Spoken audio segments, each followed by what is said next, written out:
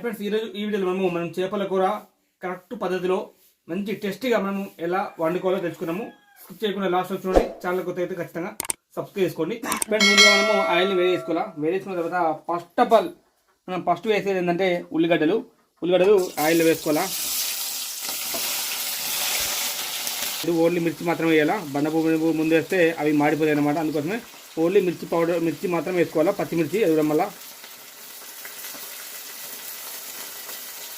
వేసుకున్న తర్వాత ఒక 2 మినిట్స్ ఆగండి. పసుపు అయితే వేసుకున్నాము.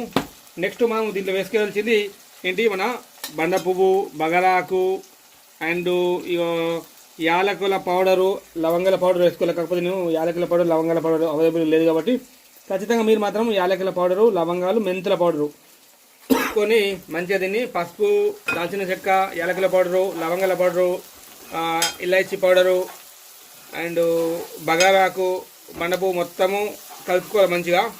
పసుపు వేసిన తర్వాత నెక్స్ట్ ఇవన్నీ వేసుకొని కొంచెం ఒక 5 మినిట్స్ వేసిన తర్వాత అల్లం వెల్లుల్లి పేస్టు, 2 అల్లం వెల్లుల్లి పేస్టు వేసుకోవాలా.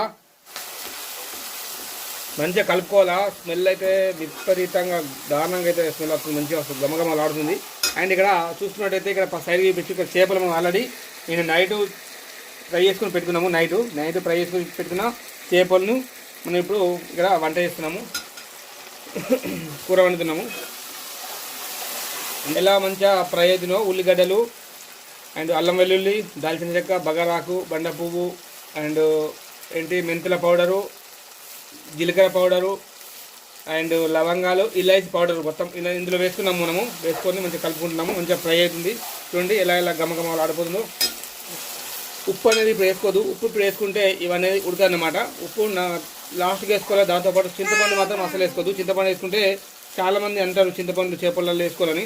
చింతపండు ఇటువంటి కూరలలో వేసుకుంటే అంటే మామూలుగా మనం చిన్న చేపలు, లోకల్ చేపలలో వేసుకోవచ్చు. దీన్ని వేసుకుంటే ఏంటంటే టెస్ట్ పోతుంది కాబట్టి చింతపండు పులుసు అనేది వేసుకోవచ్చు ఫ్రెండ్స్. ఓకే, పెట్టిన తర్వాత ఇలా మనకు మొత్తం టోటల్గా ఫ్రై అవుతుంది. కింద అడుగు అంటుకుంటుంది చూడండి, కింద అడుగు అంటుకుంటుంది చూడండి. మంచిగా ఫ్రై అయిన తర్వాత ఇప్పుడు దీంట్లో ఏం చేయాలంటే మేము ఫ్రై చేసుకున్న చేపలు ఉంటుంది కదా, ఫ్రై చేసుకున్న చేపలని ఒక్కొక్కటిగా అయితే వేయాలా.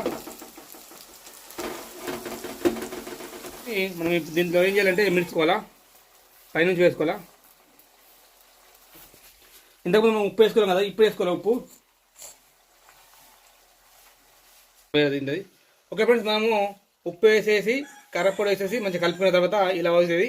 ఇలా అయిన తర్వాత కొంచెం గ్యాస్ ఎక్కువ పెట్టుకొని ఇప్పుడు దీంట్లో మనం వాటర్ పోసుకోవాలా. పోస్తున్నాను. వాటర్ పోసిన తర్వాత మనకు నెక్స్ట్ ఇంటర్ఫేస్ ఇలా ఉంటుంది దీన్ని కూరది. దీన్ని మళ్ళీ కలుపుకోవాలా. చూడండి, మీకు సూప్ ఇలా కొట్టచ్చు. దీన్ని టేస్ట్ మాత్రము చాలా అంటే చాలా అద్భుతంగా ఉంటుంది. చూడండి ఫ్రెండ్స్, మంచిగా ఇలా ఉంటుంది. ఇప్పుడు దీన్ని మనం ఏం చేయాలంటే ఒక 5 to 10 మినిట్ అయితే మనము దీని మీద మూత పెట్టేసి ఉండాలన్నమాట. ఫ్రెండ్స్ 15 మినిట్ తర్వాత మనం ఇక్కడ కుడకపొడి వేసుకోవాలా. చూడండి, కుడకపొడి ఉంది కదా, కుడకపొడి చల్లుకోవాలి పైన. గరం మసాలా, లవంగాలు, అన్ని యాలకులు ఉంటాయి కదా, మెంతులు, ఈ యొక్క పౌడర్ని మనం వేసుకోవాలన్నమాట. పైకి వెళ్ళి చదువుకోవాలి, బాగా వద్దు, మళ్ళీ మసాలా వస్తుంది. కుడకపొడి మాత్రం కొంచెం ఎక్కువ వేసుకోవాలా. ఓకే, వేసుకొని మీరు మంచిగా కలుపుకోవాలా. ఇప్పుడు మనం చూద్దాము, జస్ట్ రెడీ అయ్యండి